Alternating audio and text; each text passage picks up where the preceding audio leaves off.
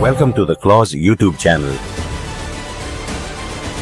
Together, we strive for a safer, secure, and more stable world.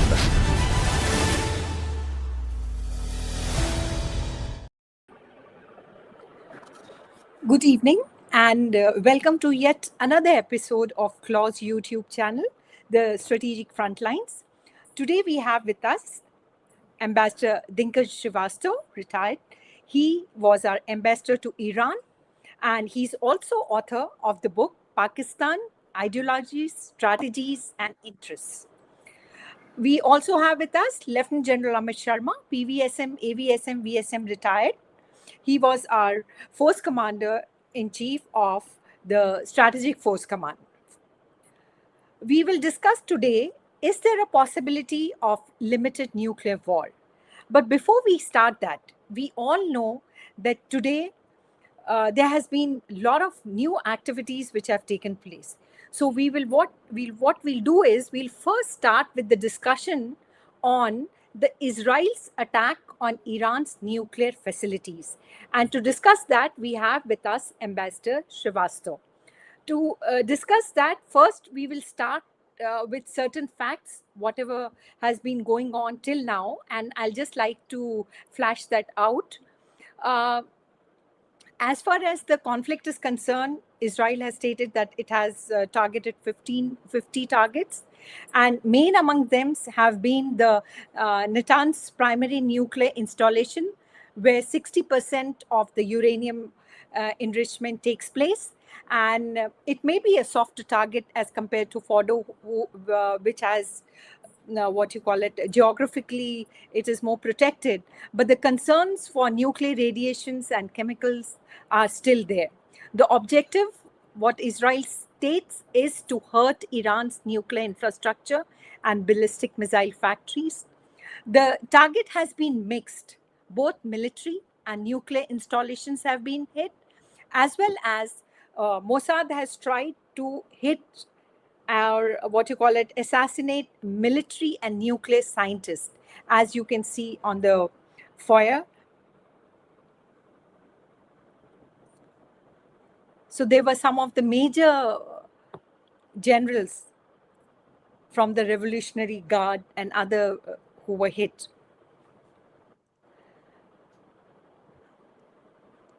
All this was happening when so many rounds of talks were going on between the US and the Iran. So my first question is to Ambassador Srivastav. How do you perceive the situation? Firstly, Israelis state that it had kept the Americans in the loop. So all these negotiations, do you feel, were a smokescreen to mislead Iran while the Israelis were planning this out? And secondly, how do you feel that the Russians and Chinese are going to react? Because their support to Iran will be there because they have a very close relationship with them. But will it go in for military aid and so forth? So your views on that?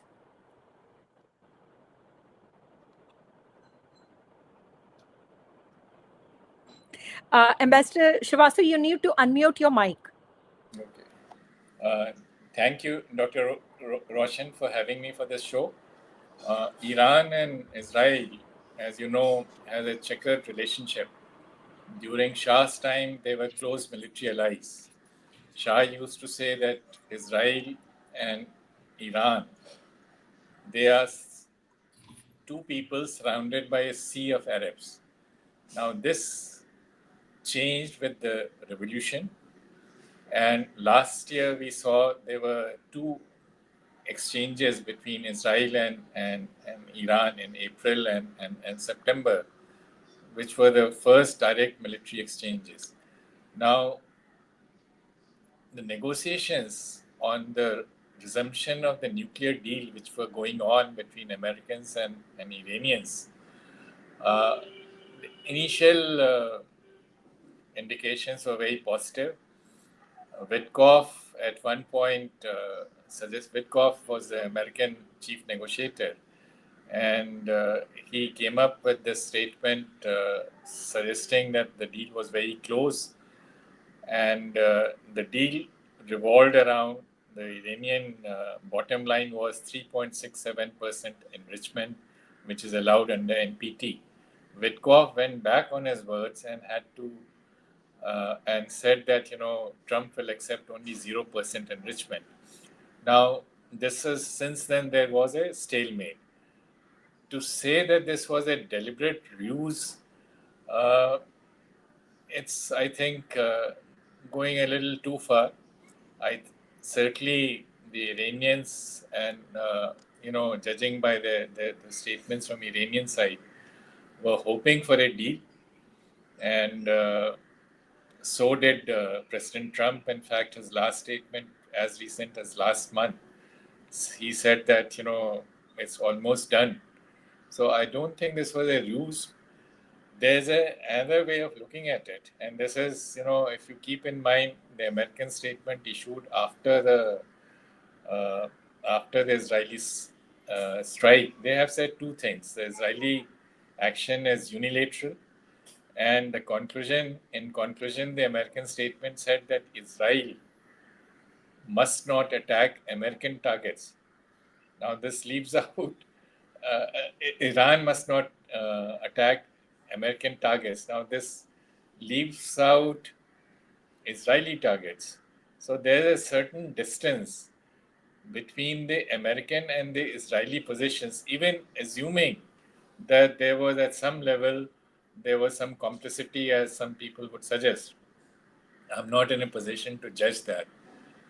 The second point is that the regional neighbors have distanced themselves. In fact, Saudi Arabia has very strongly condemned Israeli action and called for the Security Council to take action. So, on diplomatic fronts, things are not have gone as well for Israel as it would have expected. Your second question was how would Russia and China react? Both have opposed and will continue to oppose it, but whether they will go to the extent of taking military action, that is doubtful. That is doubtful because let's look at the different. Russia is engaged in Ukraine war, and China has bigger economic stakes on the Arab side. China's relations with Israel have taken a dip, so China has no compunctions about criticizing or condemning Israeli action, but they would not go to the extent of actually militarily helping Iran because they have bigger stakes, much bigger stakes on the other side of the Gulf. Israelis have stated that it will not be a short war, it will be a long drawn war. And Iran, we know, will definitely retaliate. It has started retaliating with drones and all. Now, if we try to see Iranian capabilities, we'll see that they also have missiles. I mean, they have short range missiles, they have medium range missiles, and they are quite well equipped, they state, as far as the missiles is concerned, and it can reach Israel. So the question is how long you feel it will go on, and do you feel Iran after this will accept a nuclear deal, or it will take this as an example to go in for nuclear weapons? What will be the likely outcome you see? What Israel is going to achieve? And do you feel that Iran will come to the negotiation table as far as nuclear deal is concerned?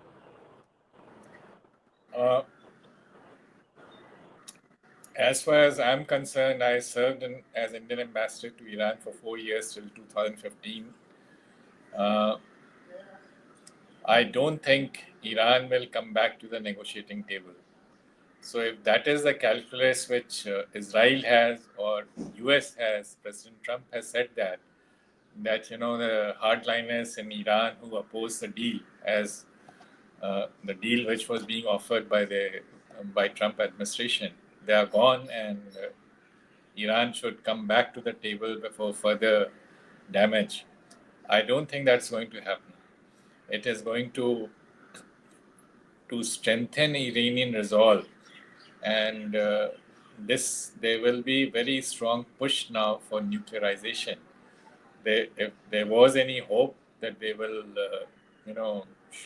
there was a hope that they will go back to status quo ante and resume the nuclear deal. I think that is gone now. So do you feel there is going to be a more regional impact in the sense of countries coming closer?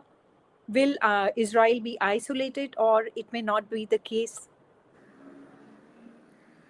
A regional dimension I mentioned at the outset.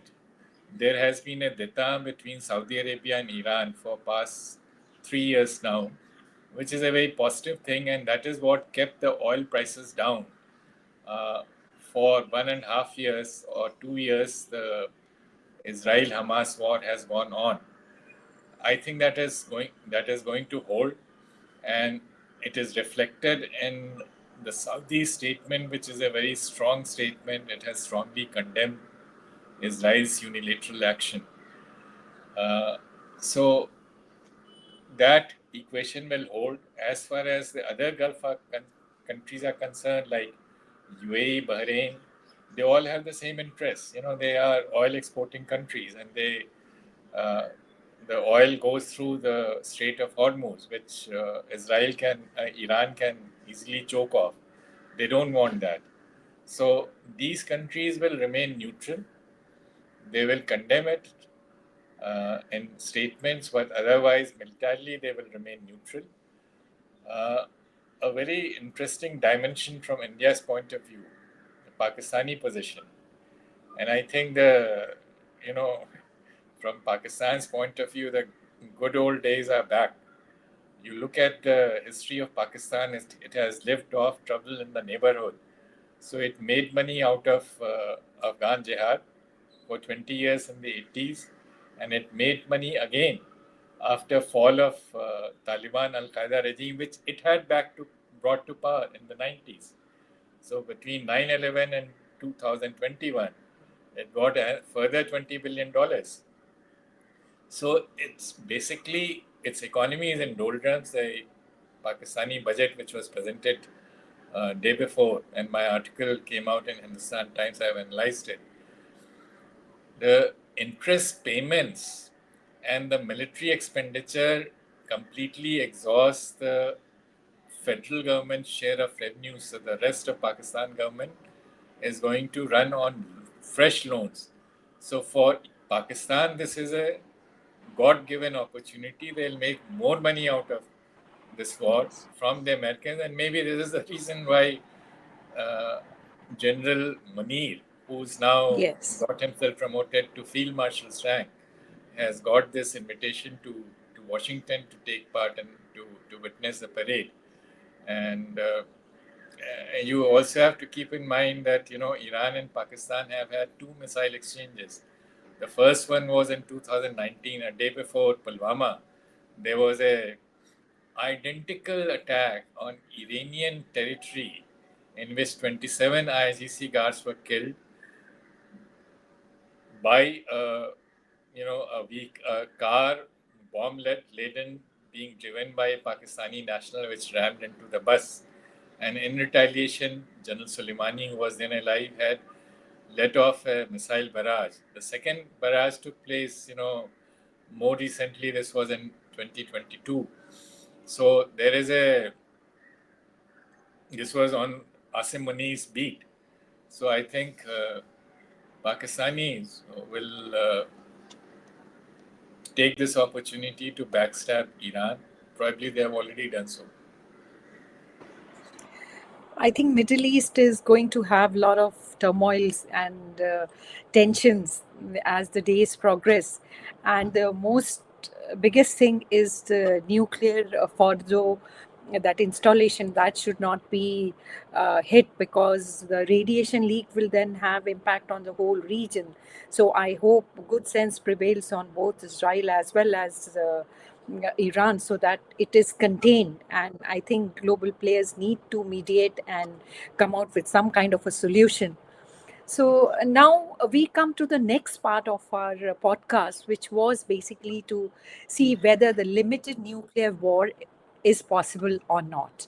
Often we talk about the limited nuclear war is defined as the use of small number of low yield nuclear weapons against limited military targets. Basically, it is to justify the flexible nuclear response, and it is a global, it is a Cold War concept which has resurfaced. Now, objective, what they say is to contain the conflict and aims to avoid the escalation to all-out nuclear conflict. So now here I would like to call in General Sharma and ask him whether is it, can you specify, is there any definition of a low-yield nuclear weapon?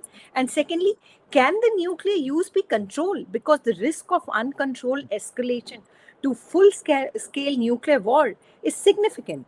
So, what are your views on that?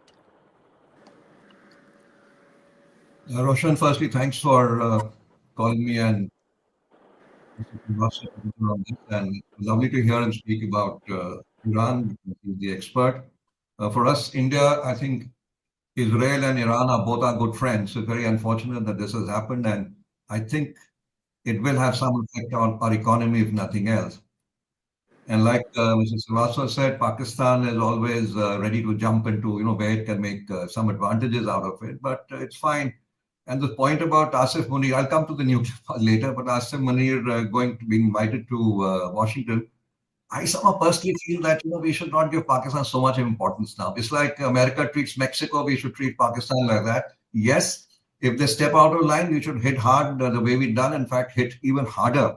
But our news channels and all, I don't think we should give them the kind of importance we're giving. We should treat them as if they don't exist. Whether General Munir goes somewhere, not somewhere, I don't think it should make a difference to us. So I think we should grow out of Pakistan and look ahead. Yeah, sorry, your question about limited nuclear war.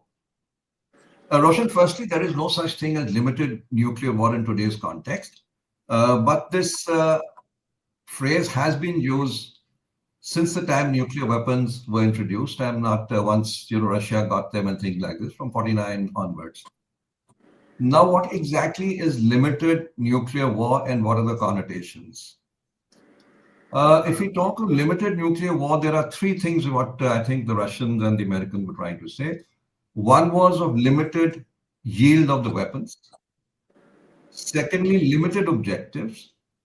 And thirdly, confined to a limited area. Now, when you talk of limited yields, the funny part is that now there are two or three kind of tactical nuclear weapons that the Americans are using. One is the B-61, B-62, which is deployed in 5 countries in Europe. And these are the gravity bombs. Now, their yield goes from 0.3 kilotons to about 340 kilotons, and some reports say even 400 kilotons. Now, can you call them low-yield weapons? Hiroshima and Nagasaki were 15 kilotons and 21 kilotons. So if you are talking of a tunable yield, or as you call dialer yield, from 0.3 to 300 or even 400, I think they're proper nuclear weapons. And these are deployed in 5 countries on 6 bases in Europe. And, well, these are American weapons. The second part is that the Americans, despite what they said in NPR 2014 and then thereafter, they spoke of a thing called a flexible response. And they said to cater for, various conditions, they must have a flexible response capacity. So they had some low-yield nuclear weapons and going up to the, the Minuteman and the massive weapons. Now, they went in for the low-yield weapons on their SSBN, which were in the Indian Ocean and around. And the W76-2 is what the weapons were, roughly about 5 odd kilotons. And they said that, if you want to use against this in North Korea or someplace, they'll use a 5 kiloton and think weapon. But this came under tremendous pressure and objection from the American Senate itself. Because a lot of people felt that, look, if you use a 5 or a 10 kiloton weapon, firstly, it's good enough to destroy a city. So it's not a tactical nuclear weapon that you call a battlefield nuclear weapon. And secondly, the response from the other part is not going to be 5 or 10, it could be much more. So when you talk of a tactical nuclear weapon, now see, the low-yield nuclear weapons are also called tactical nuclear weapons. These are loose terms. Today, there is no country which has a doctrine for the use of a tactical nuclear weapon, or there is no clear-cut definition as to what a tactical nuclear weapon is. These were basically introduced by the NATO forces against the Warsaw and the USSR in the 50s, etc. And then there was a very famous exercise called Exercise Carte Blanche to test the efficacy of tactical nuclear weapons. And it was a tabletop exercise, and they showed the Russian advance, and it was carte blanche, so they were free to use any amount of nuclear weapons. I think about 330 odd nuclear weapons were used on paper, of course. And the casualties within those 2-3 days in Germany, because Germany was the place where the Russians were being stopped, I think about 1.5 million killed and 3.5 million injured. And that's when they realized that, this kind of warfare cannot work out. India does not talk of tactical nuclear weapons, although Pakistan has always been touting their tactical nuclear weapons, the Nasser, etc. Yes, we believe that they have tactical nuclear weapons. And yes, we believe that they are at liberty to use them against us. But our doctrine is very, very clear. We do not differentiate between tactical or strategic. For us, the red line is the nuclear red line. Absolutely. What you said about the difference between the tactical and strategic, we do not agree that there is a difference between the two. So here I would like to ask Ambassador Srivastava that Pakistan has been using this nuclear brinkmanship and nuclear blackmail to justify its asymmetric warfare. But we have shown through Balakot and Op Sindoor that there is a space for conventional retaliation. And we have made our red lines quite clear. So even now, they keep dwelling on the same rhetorics. So what is your take on that issue? Roshan, you're absolutely right. One of the chief outcomes of Operation Sindoor is that it has called off Pakistan's nuclear bluff. Pakistan has been holding out the threat of going nuclear against any Indian conventional response to Pakistan's sub-conventional threat. And this was actually held out during Kargil War. On 29th May 1999, Pakistan's Foreign Secretary Shamshad Ahmad said, "We will use any weapon in our arsenal." There was no such statement during Operation Sindoor. Before Operation Sindoor, there was an indirect statement made by Pakistani ambassador, I think, to Germany. But once the Operation Sindoor got going, they did not make any such statement. So their nuclear bluff that they will retaliate with nuclear weapons against Indian conventional response to acts of terrorism is gone. But we have to see there's a very unstable country, and you have an unstable general. Very true. You rightly stated that. But moving a little bit forward, Jalal Sharma, when we talk about this limited nuclear war or flexible ground, all this thing came more to light after the Russia-Ukraine war, because Russians have tried to lower their nuclear threshold for the use of nuclear weapons. Because if we see the nuclear doctrine which came out in 2024, the key points what they have said is that there is a broader trigger now, in the sense that nuclear use for a conventional attack by a non-nuclear state, which is backed by a nuclear weapon state, is considered as one of their criteria. However, the fact remains that they will use it only if Russia's sovereignty is threatened. And another thing what they have added is that if any of their allies is attacked, they might consider the criteria, probably to protect Belarus. So do you see this as a move to dissuade the NATO from giving active support to the Ukrainian conflict? Or do you think it is something else? Because I feel until the Russians have a conventional edge, they may not be using any of their nuclear weapons. What are your views on that? Roshan, before we come to Russia, Ukraine, I'd like to touch upon the India-Pakistan, what was Mrs. Rasu just discussed. You see, we've all been saying Balakot, we call the nuclear bluff, etc., etc. But please understand, I personally, as the ex-nuclear chief, never use this term, the nuclear bluff, which everybody else in the country is using, because there's nothing to do bluffing about nuclear weapons, right? Let's start with 1999 Kargil and 2002 when the mobilization took place and we did not use nuclear weapons. See, 1999 was a very different story. We declared our nuclear capability in 1998. And within a period of 1 year, I'm sure we had not made nuclear weapons or the delivery method. We had the technology, we had everything, but the delivery means were not there.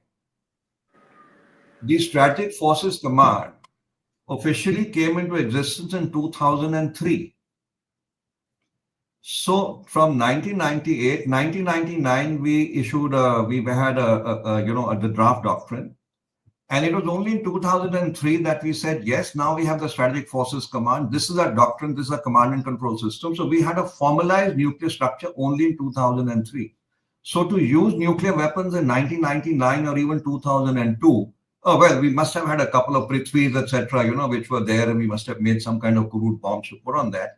So we were really not a proper nuclear weapon power before 2003. So that was the difference. Today, we are a proper organized nuclear weapon power. And even then, when talking about Pakistan, we link up with it. General Musharraf had given an interview a couple of years back before he died to a Japanese newspaper. When they asked him, look, did you consider using nuclear weapons? And he said, yes, we did think about using nuclear weapons, but thank God we did not use nuclear weapons. So he also realized that the retaliation will come. And the retaliation would be very, very strong. So that is how it is India's nuclear strength which counters Pakistan or anyone else from using nuclear weapons against us. See, when you call a nuclear bluff, it's fine, it's bluster, yes. But please remember, why did India go nuclear? India went nuclear to deter anybody from using nuclear weapons against us. And if Pakistan is not talking about nuclear weapons now in Op Sindoor, it's because they know that India has a very strong and a credible nuclear deterrent second strike capability.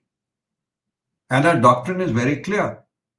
And whatever the world might say, but we are very clear, we will never use a weapon first. NFU is sacrosanct because it's a military, it makes military sense. It's nothing, being righteous and things like this. So the fact that Pakistan did not use the word nuclear because they knew that we mean business. And if they try to use any kind of nuclear weapons, our answer is only very clear: a massive retaliation to inflict unacceptable damage. And my last point about this is that please remember, it is a strong nuclear deterrence which creates space for conventional war. And our credible deterrence that we have today is what creates space for a nuclear war, for a conventional war. And if tomorrow something happens and we hit back even harder, I am very clear that they will not use nuclear weapons because we've shown that we are strong to do that. What Balakot and Uri actually brought out was nothing to do with the nuclear bluff because it was too small an operation to be talking about nuclear. It demonstrated the offensive intent of the government of India, which had never been done before that. And they realized that you do something, we did Uri. They went in for a bigger one, we did Balakot. They went in for something bigger, we've knocked them out, 11 bases knocked out. They do something next, we have no option but to do something even bigger. And even bigger with the confidence of a very strong nuclear second strike capability. So that is my take on Pakistan. And I don't think we should shy away from taking any amount of conventional operations against them. If we were not nuclear, then we had a problem. But today we have a very strong nuclear deterrent second strike capability. I don't think we should even think twice. They do something, we should hit even harder. And the nuclear forces will handle their nuclear forces. I'm not worried about that at all. Yeah, coming to Ukraine and Russia now. Look, there are two versions, the Western version and the Russian version, right? Russia started flexing its nuclear muscles in February 22 before the operation or the special military operation or invasion, whatever you call it. It started. Why did they do that? A lot of people said that they're demonstrating they're going to use nuclear weapons and things like this, but I felt even differently even then. Russia was flexing its nuclear muscles as a posturing to tell NATO that do not get boots on ground. Because if our existence is threatened by NATO physically intervening, we'll have no option but to use our nuclear weapons. So it started with that. And in between, whenever NATO started talking that we'll do ABC, Russia again spoke of nuclear weapons and things like this, to say that, all right, and they've achieved their objective. They've achieved their objective till now that NATO has physically not intervened. And Russia knows that Ukraine, even with the help they're giving from outside, they can handle a conventional war. They're not worried about them. So that is how it is. Now, coming down to what you said now, the change in, you see, frankly, if you look at it, when Belarus stepped in and they said we'll move nuclear weapons to Belarus, the justification given by Putin, I don't think was wrong, because they're saying, fine, we're deploying tactical nuclear weapons or nuclear weapons in Belarus, one more country. Because why? You see, America has deployed tactical nuclear weapons in 5 different countries, in 6 military bases. So if we are moving into one, so what's the big deal? So logically, if you see, there's no big deal that they've done. They moved it to Belarus because America has deployed in 5 non-nuclear countries. They've got 6 bases in 5 non-nuclear countries in Europe. So that is one. Secondly, changing that, see, what if the earlier was, if I may just read out from here, I've got this exact words written down. See, the previous version of Russia's nuclear weapon was Russia reserves the right to use nuclear weapon if an attack on Russia threatens the very existence of the state. Right. What they changed it to was in response to a nuclear attack or any other weapons of mass destruction, if there's critical threat to Russia's sovereignty, territorial integrity, or that of its ally Belarus.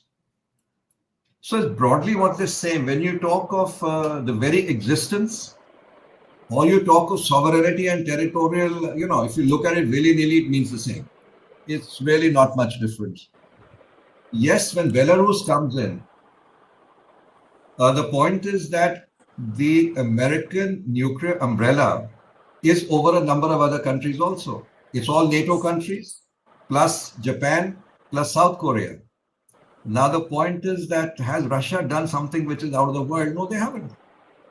So the way I look at it is that what has happened, Russia has not really changed its nuclear doctrine. Well, they've changed words, etc. But Lavrov and Putin have been on television many times saying that, look, there's no question of us using nuclear weapons. Even the Belarus president said that there's no way they'll use their nuclear weapon. So I don't think it's changed very much. It's just a juggling of words that they do. Yeah, Roshan. I agree what you're saying, because it is one is the NATO view what they think and one is the Russian view what they are saying. But the truth lies in between the two of the two postures. Now, see, I'm sorry to interrupt. Sorry. So if I may say the last line. Yeah. The major change was the doctrine allows for nuclear retaliation if Russia is attacked by a non-nuclear state backed by a nuclear power. Now, yes, if you had NATO people coming on ground, or there's so much of assistance given to Ukraine that is going to trouble Russia by a NATO power, then it's treating it as a nuclear weapon power. Because if Ukraine was given long range weapons, etc., by like UK saying now, Germany saying now, so they said fine, we'll treat it as the nuclear weapon power. So that is the major difference that it is. Yeah. Yes. Quite true. Now here I would like to bring in Ambassador Srivastava. With the coming of Trump, we see that there is a lot of tension between the European Union and the Americans. So do you feel that there will be more horizontal proliferation as far as Europe is concerned? Because NATO has also asked its partner to increase its defense budget. And for example, if you take Poland, Poland has said that it will keep all its options open, including nuclear. And the Poland, Estonia, Latvia, they have all announced their intentions from withdrawing from the Ottawa Treaty, which was a mine ban treaty. So what do you feel, how it is going to pan out in Europe especially? Before answering your question, let me just go back to the earlier issue and one of the points made by General Sharma, what I said about 99 was not about the Indian actions. It was Pakistan which was threatening use of any weapons in 99, 1 year after the nuclear test, when they certainly did not have the delivery. So we have expanded our envelope. In 99, we did not cross the LOC. Balakot and all, it was a very shallow operation. So this time we have hit Muridke and Bahawalpur in Pakistan. So we have expanded the envelope of conventional action, which is what General Sharma is also saying. Now, coming back to your question about impact on Europe and the horizontal proliferation, there is a lot of nervousness in Europe whether the American nuclear umbrella will hold. And right at the outset, I think France had made a statement that they are willing to provide nuclear umbrella. But I don't think that will satisfy East European countries, because there are still memories. I was ambassador to Czech Republic of what they consider the Western betrayal. Czechoslovakia was allowed to be trampled by Germany. So I think they will not be quite satisfied with a French or the British umbrella. They would still prefer an American umbrella. Will they go for their own? I doubt very much. These are small countries. They don't have the depth, and they know that. General Singh, General Sharma, I would also like to ask you this, that the American umbrella is also there with the South Koreans and the Japanese. So do you feel that they are also quite nervous? And if you see the domestic, if you ask them, there were elections and there were polls which were taking place in Japan and South Korea, especially in South Korea. A lot of people wanted that they should have their independent nuclear policy. So what do you feel about it? See, we're talking about now South Korea and Japan, like I mentioned, are under the nuclear umbrella, and they're both under threat from nuclear weapon powers. Now, before giving my answer, I'd like to give two quotes. One long back from Henry Kissinger, right? Henry Kissinger said the credibility of the American nuclear guarantee is based on the perception of its willingness to commit mutual suicide. Right? Second, the France has got its own nuclear weapons, etc. They don't bank. I'll quote General Charles de Gaulle. During the Cold War, this prospect of embodied in the question posed by General Charles de Gaulle, whether the US president is really willing to sacrifice Chicago for Lyon. Now, the same question is being asked by the Japanese and the South Koreans. Is USA prepared to take a strike on New York, Washington, or Chicago in a bid to save Japan or South Korea? The answer is obviously no. And especially with Mr. Trump coming to the chair, the answer is definitely no. So what do? Today, you'll find that the way things are going, you will have more people developing nuclear weapons. And like Mr. Srivastava said, Iran will be one of them. Now, see, they signed they had the pact in 2015, and they said, fine, you let us do what we're doing in peaceful stuff, and we're not going for nuclear weapons. But now that the attack has gone, and I'm sure Iran is now going to go full hog and going for nuclear weapons. South Korea, again, what do? Over 70% of the people in South Korea, they feel we must have our own nuclear weapons. Japan, till the previous Prime Minister, late Mr. Shinzo Abe, they had, said, fine, we can go. And today things are different. In fact, I'll give you a very interesting anecdote. I was, I think, in Tokyo, and we had, discussions on this. And there was a gentleman who spoke on, why Japan should not go nuclear, etc., etc., etc. An elderly gentleman, part of the government later. So we were chatting in the evening, and I said, do you really believe in what you're saying? What is this for that? No names. He says, I fully agree with what you're saying. What Japan should do is we should take on lease a couple of SSNs capable of mounting nuclear weapons when required. See, everybody realizes that the Americans will not step out and risk a strike on their soil for anybody else. And unfortunate, but you'll find that you will have more countries developing nuclear weapons gradually. Very true. And Japan has brought Tomahawk missiles from the Americans.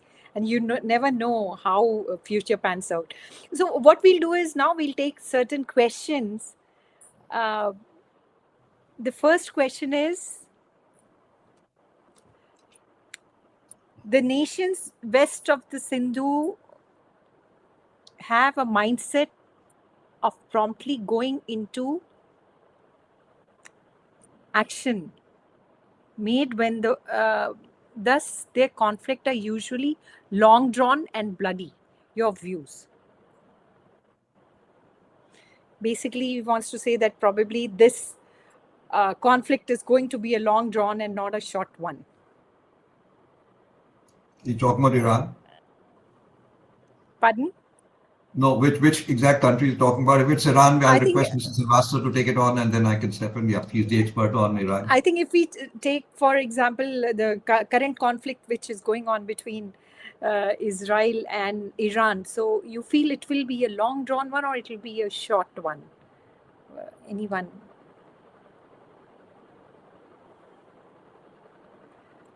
He's unmuted. Your mic. I don't like the term meat grinder, action mode, and so on. You know, we are characterizing other people. We don't know that well. But if it is references to Iran-Israel conflict, Yeah. I think there will be a series of skirmishes. This will not be one battle. This will be a long drawn Yes. affair. Yeah. No, I This fully endorse that because, I said I fully endorse what he's saying because unlike any other country, there are no land borders in between. They've got a 1,000-kilometer gap between them. So I Yes. guess, and you can't fire, aircrafts and missiles on a daily basis. You can't. So I guess it's going to be a long-run affair, and you'll have times of intense, kind of a conflict to stop for a while, and that's the only way they can Yes. continue, I guess. Yeah. Yes. The economies of both the countries will be impacted. There's another one, nuclear limiter or otherwise, strategic or tactical, has radioactivity by default. Large population would get killed. I mean, this General Sharma, you would like to talk about it, and it's a fact. Look, it's not just a radioactivity. A nuclear weapon is a nuclear weapon. And, when you're talking about, we saw what happened in Hiroshima and Nagasaki when it was just a 15 kiloton or a 20 kiloton weapon. And you had over 1 million people getting killed. Today, you're talking of, much, much more than that. So, yes. And like I said, there's nothing called a tactical nuclear weapon because the American tactical nuclear weapon is from 0.3 to 400 or 340 kilotons. That's huge. So in any nuclear war, irrespective of what is being used, not just the radioactivity, the entire thing, you're going to have devastation. You've got lots and lots of people getting killed. And like you see in Japan, the effect goes on for years and years and decades. So I think nuclear war is very serious business. The taboo has held for about 80 years now, since 1945. And I don't think anybody can use a nuclear weapon in a hurry even today. Yeah. So we had discussed a lot of issues today. So I just want to ask you any last thoughts. I'll start with Ambassador Srivastava. Any last thought about this Iran-Israel conflict which is going on? I think from India's point of view, and that applies also to other countries, any conflict in this region, which carries about 20% of world's oil supply through Hormuz Strait, has grave repercussions for Indian economy, for economies of other countries. $1 increase in the price of oil adds 14,000 crores rupees to India's annual import bill. And there has been a 7% escalation in simply last 24 hours. So if there's an exchange and a long exchange, this is bad news, not just for India, but for economies, for the entire world. American economy, the last quarter, I think it's very close to recession. So a long drawn war is going to be bad news for all concerned. And No, I fully endorse what he's saying. I fully endorse what he's saying. And for us, see, fortunately or unfortunately, both are good friends. We have good relations with Iran, good relations with Israel, and they've been helping us, and we've been helping vice versa. But it's going to have definitely a negative effect on our economy, among other things. And even today, you find that the Sensex has gone down, which was crossing 82,000 last couple of days, is down to about 81 something. Not really crashed, I would say, but definitely it's come down by a couple of 100 points. Yeah. It's going to affect our economy in the long run if this continues. Yeah. But you feel that UN is really not able to do anything. I mean, your views, and even for that matter, even the atomic and IAEA, they have also not been very effective as far as Iran and Israel conflict is concerned. Would you like to comment on that? Russian, sorry, yeah, Mrs. Vata, please, yeah. I dealt with UN for 8 years in the Ministry of External Affairs. And I must say that the successes and failures of the United Nations are successes and failures of the member states, because UN is an intergovernmental body and is reflected most in the actions of the Security Council, which reflect the interests of the individual permanent member states. It doesn't reflect any collective will. And that explains the paralysis. Whenever there's a crisis, there were very short interregnums where in the 90s, when Russia and America were on the same side, it barely lasted a decade. And we are now back to the Cold War period. So UN's capacity to intervene is very, very limited because of the actions and decisions made by member states. Well, I feel the UN is long overdue for a complete revamp. You can't have the system which was, put into place so many years back, continuing now. The entire situation, the world has changed. 5 P5s, you can question the very right of being there. We question what exactly are these guys doing. So I think the UN needs a complete revamp because it's not been successful anywhere. And Roshan lesser said about the Atomic Energy Commission, etc. Because if you look at it, which treaty, arms limitation or reduction treaty has worked? You name a single treaty which has worked, nothing has worked. The famous non-proliferation treaty, I think, firstly, they are talking of 5 nuclear weapon states where there are 9 nuclear weapon states today. So they have not officially recognized the other 4, though they say they are the trouble creators, etc. The fact is, it's not a question of the pride and prestige or something going with the other 9. No, it's a question of shared responsibility to ensure that the world is a safe place to live in. And you have Pakistan and North Korea, they get off at a tangent whenever they want to. And what has anybody done about it? Either the UN or the Atomic Energy Commission, nothing about it. Even an NPT, if you feel, at the NPT, among the treaties which have still lasted, the START has been shoved out of the window, everything else has gone out of the window. But even your NPT, your PrepComs and all which are on for the next year, they cannot come to anything because if you look at it, the 5 P5 have themselves gone against the NPT. The 3 main pillars of the NPT, if I remember correctly, one of course was peaceful use of atomic energy. Second was non-proliferation, and third was reduction in nuclear weapons. Now, the members themselves have gone into proliferation. China has helped Pakistan make its nuclear weapons. America has happily looked the other way because of their interest in Pakistan through Pressler amendments, presidential. See, that's it. France and UK have helped Israel to become nuclear weapon powers. So what is left? The P5 are not interested in maintaining the treaty. I think everything needs a revamp. It's a new world order total today. Everything has to be changed, absolutely changed. Yeah. I think India can play a major role as an interlocutor in most of the conflicts. Like, for example, we are good friends with both Iran and Israel. So probably we can be the mediator, as we had been rightly stating. So thank you so much for the podcast. And I really thank both of you. And we discussed so many issues. And thank you for a lovely podcast. Thank you so much.